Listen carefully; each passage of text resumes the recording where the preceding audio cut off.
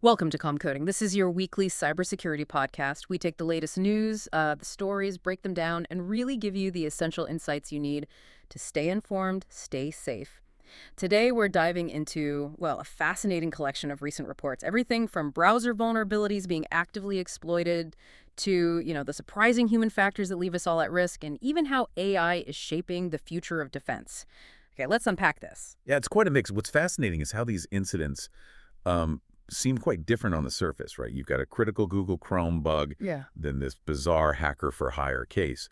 But they really underscore the dynamic nature of cyber threats.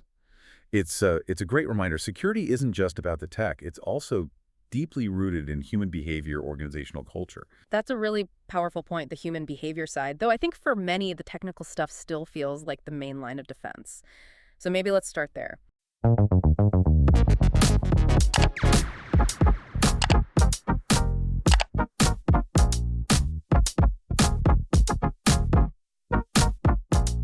With an immediate danger, Google's recent high-severity Chrome vulnerability, CVE 2025-6554, the big flashing light here is that it was reportedly being exploited in the wild, correct? Yes, absolutely right. It's a type confusion issue in Chrome V8. Now, V8 is Google's high-performance JavaScript engine. So basically, the engine gets confused about what kind of data it's handling.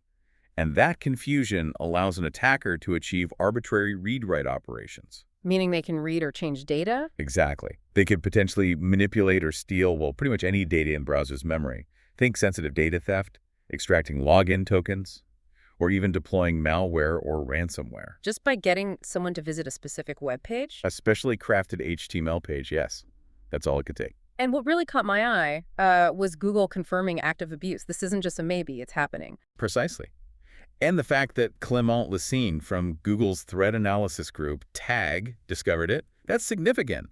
TAG usually investigates, nation-state threat actors. Ah, so this suggests sophisticated attackers might be involved. It certainly suggests it. Past V8 flaws have been used in campaigns against high-profile targets, journalists, dissidents, IT admins.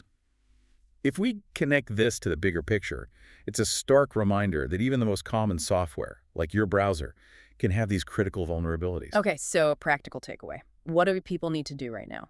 Well, the good news is Google patched it pretty quickly. June 26th, versions 138.0.7204.96 or 97 for Windows, 0.92 or 0.93 for macOS, and 0.96 for Linux. Right. And Chrome usually auto-updates, but it's always worth double-checking, isn't it? Go to chrome.settings shelf. Just takes a second. Exactly. That manual check is just good practice. Okay, so moving from a universal browser risk, let's look at something more specific but just as critical. This incident affecting federal agencies involving an app called telemessage. Ah, yes, telemessage. Positioned as a sort of signal clone used by some federal agencies. The core problem, really serious issues, including a lack of proper end-to-end encryption, which is kind of the whole point of these apps. Good. Not good at all. And two flaws were actively exploited.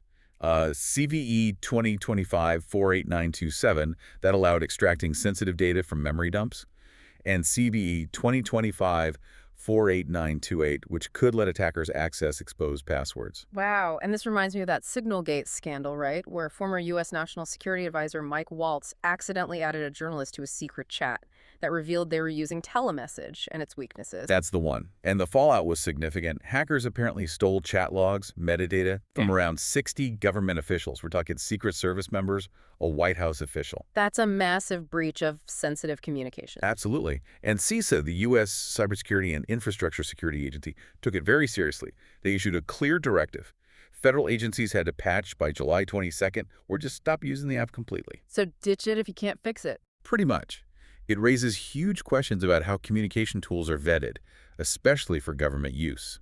You need proven security, not just claims. Right, you can't just trust the marketing material. Trust has to be earned through verifiable encryption and solid architecture. Okay, so we've seen vulnerabilities used by sophisticated groups, flaws in government tools. But sometimes the threat comes from somewhere completely unexpected, almost bizarre. This next story about Nicholas Michael Kloster, it really twists the idea of a cybersecurity professional. Tell us about this. Well, this one is unique. Nicholas Kloster, 32, from Kansas City. He pleaded guilty to hacking multiple organizations. But here's the kicker. He would then email the business owners, claim responsibility for the attack, and then offer his own cybersecurity consulting services to stop future attacks. Wait, what? He hacked them to drum up business? Essentially, Yeah. yes. He created the problem, then pitched himself as the solution. The sheer audacity is something else. Yeah. Like, what kind of places did he hit? Well, one example was a gym. He breached their systems, changed his own membership fee to just $1. Dollar. Seriously. $1, removed his photo, bypassed security camera credentials, just walked right in, digitally speaking. Another case involved a nonprofit. He used a boot disk, basically, a way to bypass normal logins, got in, stole data, installed a VPN, changed passwords, caused significant losses. That's not just audacious, that's genuinely damaging. And he used stolen credit card data, too. Yes, from a former employer after being fired, used it to buy hacking tools, like one of those USB thumb drives advertised for hacking into vulnerable computers. Okay, so what's happening to him now? He's facing serious consequences, up to 5 years in federal prison, fines, supervised release, restitution. What's fascinating here, beyond the crime itself, is that motivation. It's like a perverse sales tactic. It really makes you think about insider threats, doesn't it? Not just disgruntled employees, but this. How do you even predict that? Exactly. It shows how human ingenuity, even when it's malicious, can be incredibly inventive, and threats can come from really unexpected angles. Wow. Okay, from one really strange individual case to something widespread, almost hidden.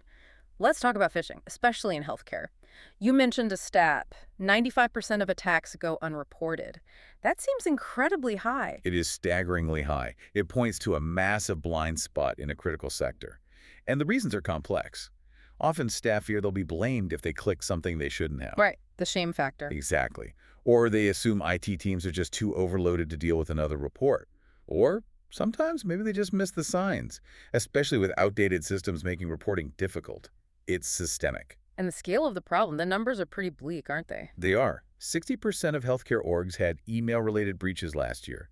3/4 expect more this year. And phishing is still the #1 way attackers get in. Plus, AI is making it harder, right? More convincing emails. Absolutely. AI-generated content can be much more personalized, much more convincing. Those old training cues look for bad grammar.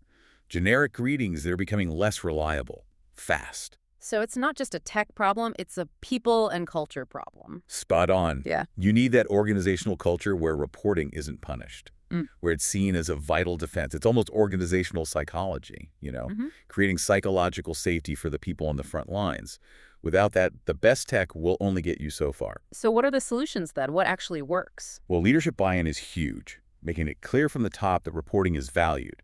Simple reporting options help too, like a one-click button in the email client. Clear communication. Always report if you're suspicious, even if you're wrong. It's always better than staying silent. And feedback, right, so people know their report actually mattered. Crucial. Feedback loops are essential. And on the tech side, modernizing those legacy systems is key.